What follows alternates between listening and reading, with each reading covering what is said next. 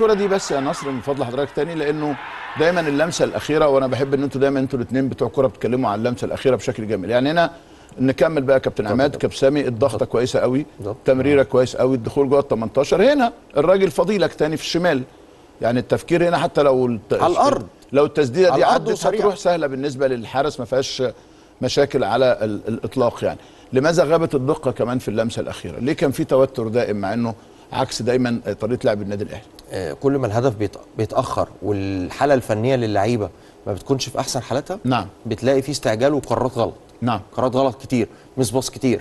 النادي الاهلي النهارده المباراه مش احسن. هنا مثلا ازاي امام عاشور يفكر في التسديد من هنا؟ المسافه انا بعيده. كنت بتكلم مع كابتن سامي واحنا قاعدين، قلت له لما الحلول ما بتكونش موجوده بتلاقي نفسك بتاخد قرارات انت في العادي مش هتاخدها.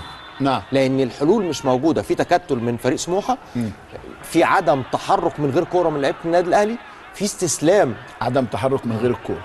من غير كوره، مش اللعيبه واقفه باكد على كلمتك بس مستسلمه.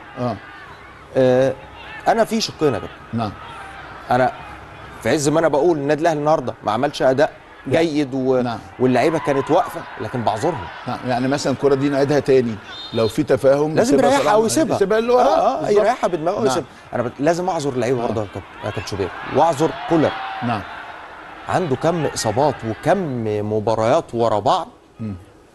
الموضوع صعب جدا ولسه في بدايه الموسم.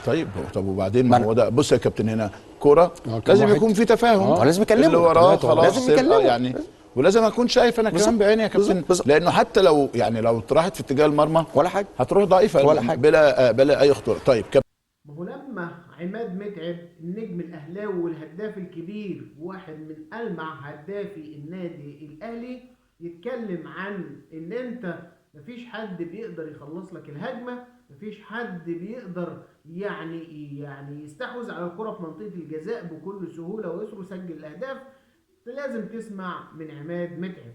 كمان عماد متعب في تحليله ووجهه نظره لاداء النادي الاهلي قال لك انا بعذر اللعيبه وبعذر مستر كولر الفتره اللي فاتت، بدايه موسم ضغط مباريات رهيب جدا جدا، لازم يحصل كيرف في المستوى، لازم يحصل هبوط، لكن النادي الاهلي في ظل هبوط المستوى لازم يعرف يكسب. ده اللي كان بيميز النادي الاهلي عن اي نادي. لازم تاخد الكلام ده 100% ثقه من كبير الهدافين عماد متعب.